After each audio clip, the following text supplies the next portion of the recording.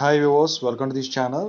So చాలామంది students ఇప్పుడు పర్టికులర్గా 2024 బీటెక్ పాస్డ్ అవుట్ వాళ్ళు జేఎన్టీహెచ్ కింద 2023 ఎవరైతే మన సప్లీస్ రాయిగా బెస్ట్ మార్క్స్ తెచ్చుకొని రెడీగా ఉన్నారో గ్రేస్ మార్క్స్ అప్లై చేసుకోవడానికి ఏవైతే సబ్జెక్ట్స్ గ్రేస్ మార్క్స్ అప్లై చేస్తున్నారో వాటికి స్టార్ మార్క్ పడుతుందా అని చెప్పేసి అడుగుతా ఉన్నారనమాట. సో దీని గురించి చెప్పబోతున్నాను. సో ముందుగా అయితే ఈ ఛానల్ సబ్స్క్రైబ్ చేసుకోండి, ఈ వీడియోని అయితే లైక్ చేయండి ఖచ్చితంగా. మీకు ఏమైనా డౌట్స్ ఉన్నా కామెంట్ పెట్టండి. కాల్ మీ ఫోర్ యాప్ కూడా ఉంది, దాని నుంచి కూడా చేయొచ్చు. Evening 6 to 7. మీకు ఇన్స్టాగ్రామ్ లింకు, మళ్ళీ వచ్చేసరికి టెలిగ్రామ్, వాట్సాప్ లింక్ డిస్క్రిప్షన్లో ఉన్నాయి, ఖచ్చితంగా జాయిన్ అవ్వండి. డౌట్స్ ఏమైనా ఉంటే ఇన్స్టాగ్రామ్లో పెట్టండి, వీడియో పెడుతున్నాను తెలుగు ఇంజనీరింగ్ ఎడ్యుకేషన్లో.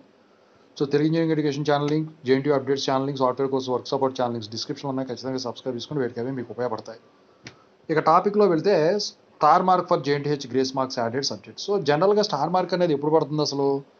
మీకు నెంబర్ ఆఫ్ ఛాన్సెస్ అయిపోయిన తర్వాత సప్లీలు కనుక రాసినట్టయితే పలానా సబ్జెక్టు మీరు స్టార్ మార్క్ కింద రిప్రజెంట్ చూపిస్తారు, పలానా సబ్జెక్ట్ మీరు ఫెయిర్ అయ్యారని చెప్పి.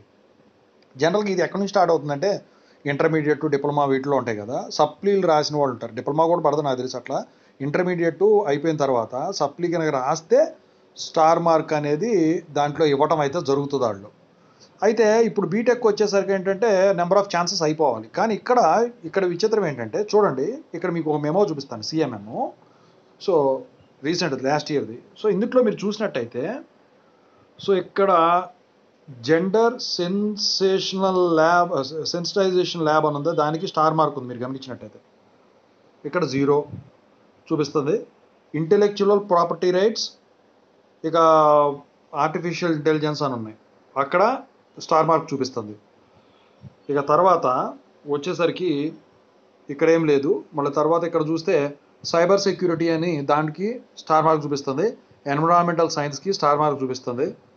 సో ఓవరాల్గా చూసుకుంటే కొన్నిటికి స్టార్ మార్క్ చూస్తుంది. ఆ స్టార్ మార్క్ ఇచ్చిన వాడికి మీరు గమనించినట్టయితే 0 క్రెడిట్స్, 0 మార్క్స్, 0 పాయింట్స్, 0 గ్రేడింగ్ చూపిస్తుంది అనమాట, దేని చూసినా.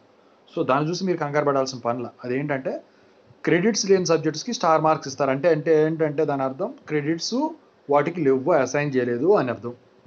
మరి ఇప్పుడు మీరు గ్రేస్ మార్క్స్ అప్లై చేసుకుంటా సబ్జెక్ట్స్కి స్టార్ మార్క్ పడుతుందా అంటే గ్రేస్ మార్క్స్ యాడ్ చేసుకున్న సబ్జెక్ట్స్కి స్టార్ మార్క్ ఇవ్వట్లేదు ఎవరో కూడా.